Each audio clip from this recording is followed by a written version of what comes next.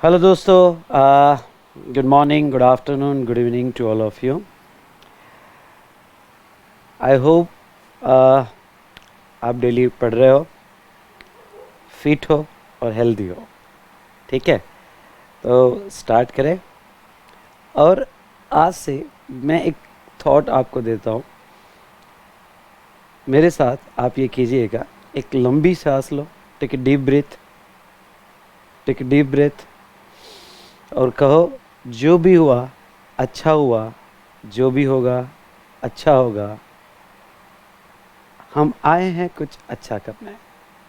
ठीक है, तो सभी टेंशन भूल जाओ, आजू बाजू का जो वातावरण है वो सब भूल जाओ और अभी जो मैं पढ़ा रहा हूँ उसके तरफ 100% अटेंशन दीजिएगा। ठीक है, सबसे पहले हम स्टार्ट करेंगे हमारी revision. Are you ready for that? Yes और नो? चलिए, तो आई होप आपने पढ़ा होगा। पढ़ना ज़रूरी है, अदरवाइज़ याद नहीं रहेगा। डेली बेसिस पे मेरे साथ अगर आप रिवीजन करोगे तो सिलेबस हमारा कॉन्फिडेंटली, मतलब जल्दी कवर हो जाएगा, जिसमें आपको पूरा 100% कॉन्फिडेंस भी आएगा कि हाँ, सब्जेक्ट मेरा बहुत अच्छे से हो रहा है और आपको इंटरेस्ट भी आएगा। ठीक है, तो क्या हम स्टार्ट कर सकते हैं? चलिए, okay, so are you ready?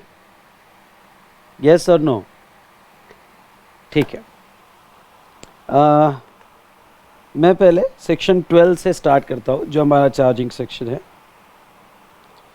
Section 12 अगर आपको याद होगा तो अवर चार्जिंग सेक्शन 12 क्या कहता है?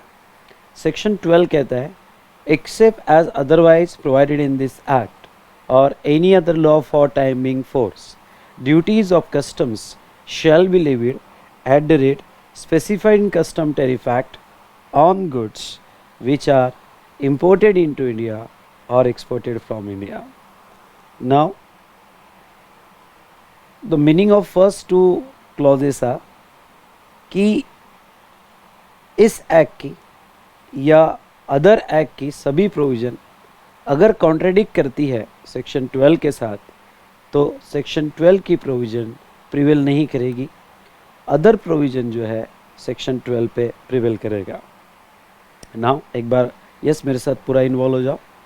लेकिन अगर कोई कॉन्ट्रडिक्शन नहीं है तो फिर लेवी जो होगी, जिसका रेट कस्टम टैरिफ एक्ट के थ्रू आएगा।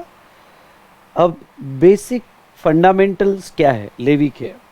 तो बेसिक यहाँ जो क्राइटेरियाज है लेवीज़ के वो ये है कि गुड्स होना चाहिए।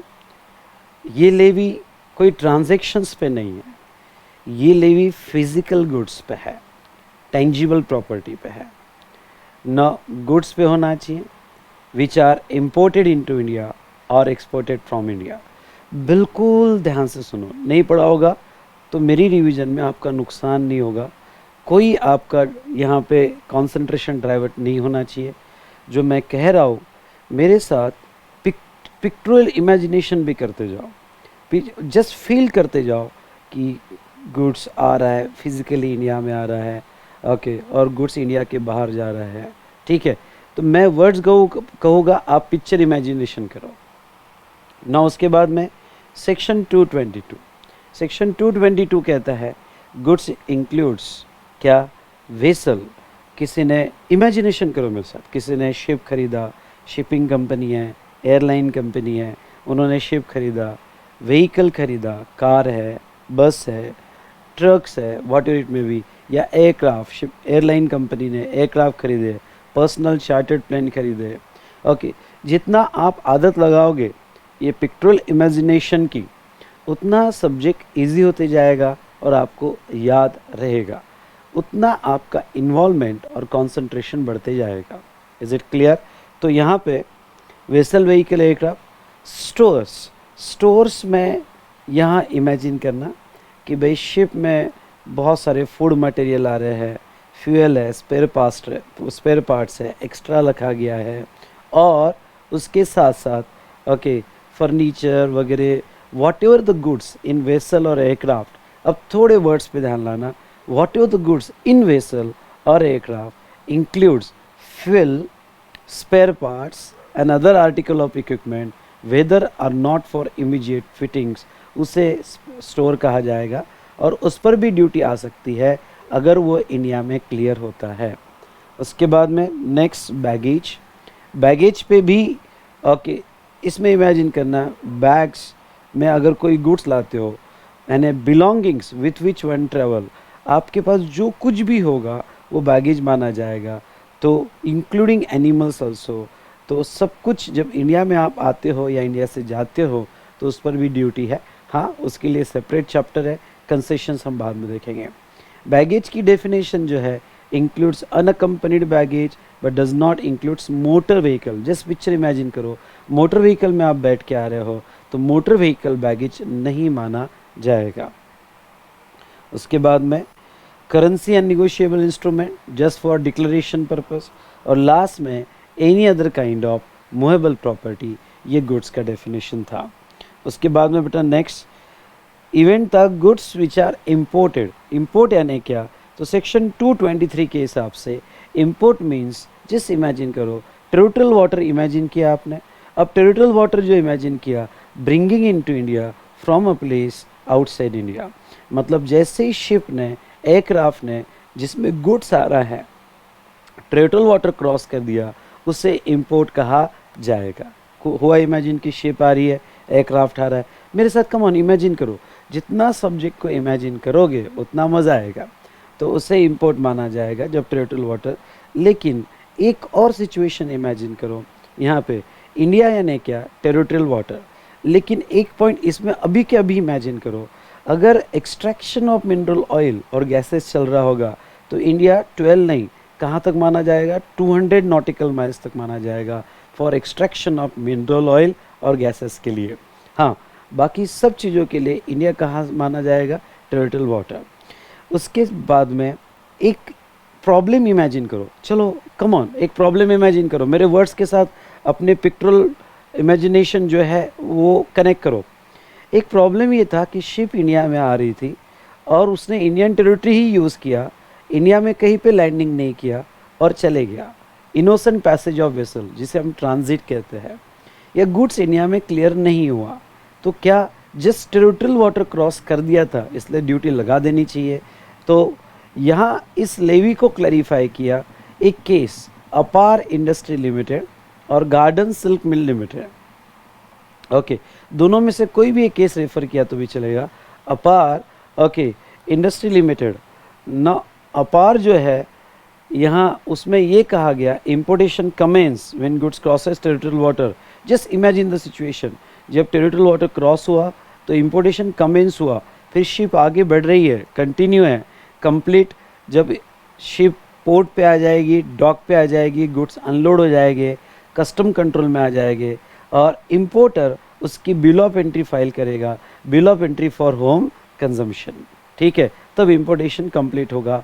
और इस दौरान आपको जिस इमेजिन करो कि आपको पेमेंट करना कब पड़ेगा, तो आपको कस्टम ड्यूटी का पेमेंट करना पड़ेगा जब okay bill of entry for home consumption file किया हो, उस वक्त टैक्सेबल इवेंट आएगा। तो ये हमने इंपोर्ट देखा। फिर इंपोर्टेड गुड्स की डेफिनेशन देखी। इंपोर्टेड गुड्स मतलब goods brought into India from a place outside India, okay उसे इंपोर्टेड गुड्स कहा जाएगा। चलो मेरे साथ और एक पॉइंट और इमेजिन करो कि वो गुड्स इंपोर्टेड गुड्स नहीं होगा जो इंडिया में क्लियर हो गया है ड्यूटी पेमेंट होने के बाद। इसके लिए मैंने एक केस स्टडी पढ़ाया था, वो इमेजिन करो कि भाई मुंबई पुणे हाईवे पे एक एक्सीडेंट हो गया और कि गुड्स हाईवे पे आ गया था, एक एक्सीडेंट हो गया। तो ऐसे सिचुएशन जो मुंबई पुणे हाईवे पे एक्सीडेंट हो गया, ओके उसके ऊपर कोई बेनिफिट्स नहीं मिलेंगे, क्यों ना गुड्स लॉस्ट हुए, डिस्ट्रॉय हुए, कोई बेनिफिट्स नहीं मिलेंगे। क्यों? क्योंकि गुड्स क्लियर हो गया था, अब वो इंपोर्टेड गुड्स नहीं कहा जाएगा।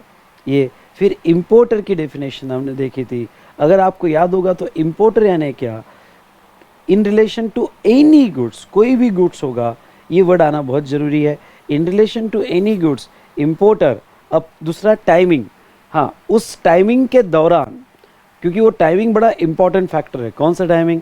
फ्रॉम इंपोर्टेशन, टेरिटोरियल वाटर मत लिखना, इमेजिन टेरिटोरियल वाटर करना, पर wordings importation, import any time between importation till the goods cleared for home consumption।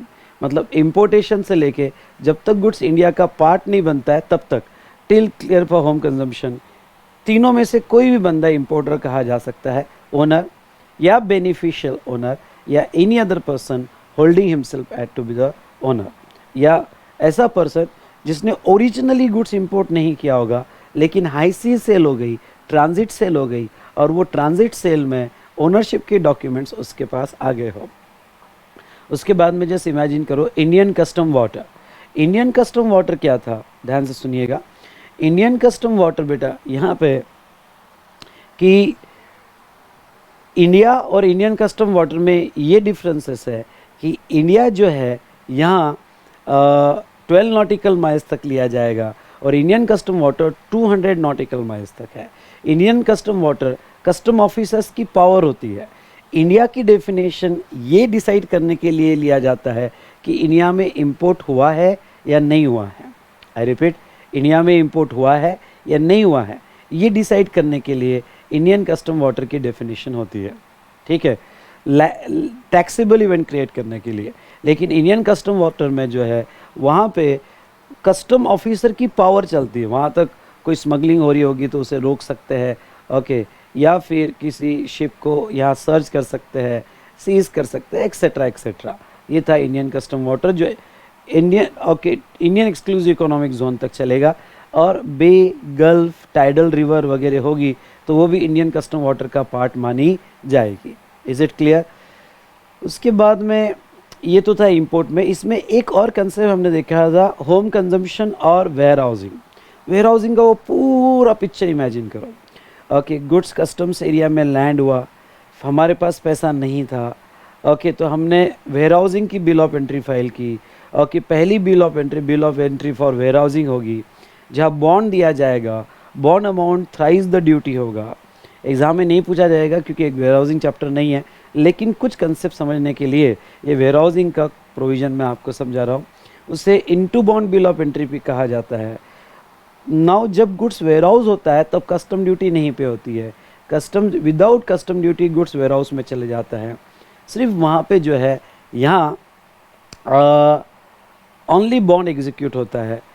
उसके बाद में नेक्स्ट गुड्स वेयर हाउस में चले जाएगा, आप 1 साल तक वेयर हाउस में रख सकते हो। उसके बाद में वेयर हाउस से क्लियर करते वक्त फिर से एक बिल ऑफ एंट्री देनी पड़ती है, bill of entry for home consumption from warehouse. वहाँ आपको कस्टम ड्यूटी पे करना पड़ता है, और उसको ex bond bill of entry भी कहा जाता है। Warehouses public, private, special ऐसे होते हैं जो यहाँ पे कस्टम्स से लाइसेंस होते हैं, और स्पेशल वेयर हाउसेस तो कस्टम्स के लॉक में होते हैं। ये कुछ वेयर हाउसिंग प्रोसीजर देखी थी। दूसरा बेटा एक्सपोर्ट। एक्सपोर्ट जो है, एक्सपोर्ट ड्यूटी सभी गुड्स पे नहीं आती है, कुछ लिमिटेड गुड्स पे एक्सपोर्ट ड्यूटी आती है जो सेकंड शेड्यूल ऑफ टैरिफ में दिया हो। नाउ ठीक है, जितने भी गुड्स पे एक्सपोर्ट ड्यूटी आती है, एक्सपोर्ट यानी क्या? एक्सपोर्ट मतलब डेफिनेशन 218 में दी है, taking out of India to a place outside India. फिर हमने एक केस देखा था Rajendra dyeing and printing mills limited की शिपिंग बिल फाइल हुई, शिपिंग बिल के साथ साथ पेमेंट भी कर दिया कस्टम्स ड्यूटी का, फिर लेट एक्सपोर्ट ऑर्डर मिल गया यानी लोडिंग ऑर्डर मिल गया, लेकिन टेरिटोरियल वाटर क्रॉस करने के पहले वो जो वेसल था, that vessel sunk in territorial water. तो ऐसे सिचुएशन में जो वेसल संक हो गया इन टेरिटोरियल वाटर, उसके बाद में क्या उस पर जो एक्सपोर्ट ड्यूटी पे किया उसका रिफंड मिलेगा क्या? Rajendra dyeing and printing mills limited, even though ये जो केस थी ये ड्यूटी ड्रॉबैक से रिलेटेड थी, लेकिन उसका मेन पॉइंट ऑफ डिस्कशन जो था वो एक्सपोर्ट पे था। और ये केस में ये कहा गया कि हाँ ओके, एक्सपोर्ट तभी बोला जाएगा when it crosses territorial water. इससे ये मीनिंग लिया जा सकता है कि अगर हमारे गुड्स ने टेरिटोरियल वाटर क्रॉस नहीं किया, उसके पहले ही सिंक हो गया, तो उस पर दी गई एक्सपोर्ट ड्यूटी का रिफंड मिल जाएगा, क्योंकि एक्सपोर्ट हुआ ही नहीं तो question of collection does not arise. फिर हमने डेफिनेशन देखा था एक्सपोर्टर का। एक्सपोर्टर के डेफिनेशन में टाइमिंग, टाइमिंग यानी जिस दिन आप एंट्री दोगे, शिपिंग बिल दोगे, तो from the date of entry till goods clear for exportation, मतलब till the goods are exported, यानी शिपिंग बिल से लेके जब तक गुड्स टेरिटोरियल वाटर क्रॉस नहीं करता है उसके बीच में ओनर, बेनिफिशियल ओनर और any person holding himself ad to the owner, वो यहाँ पे एक्सपोर्टर माना जाएगा। और एक्सपोर्ट गुड्स यानी goods which are to be taken, यानी दो वर्ड्स में फ़र्क समझ लो, export goods and exported goods. Export goods मतलब जिसे ले जाना है, which are to be taken, और एक्सपोर्टेड गुड्स मतलब ओके जो टेरिटोरियल वाटर के बाहर क्रॉस हो चुके हैं। ठीक है, तो ये कुछ इंपॉर्टेंट डिस्कशन चैप्टर 1 में हमने देखा था। फिर हमने स्टार्ट किया था चैप्टर 2। चैप्टर 2 में हमने क्या देखा था, हम आगे ये देखेंगे यहाँ पे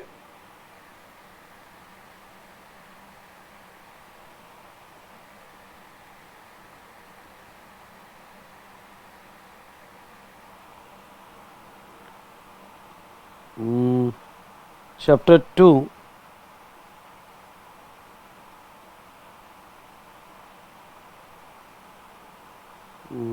जस्ट अ मिनट।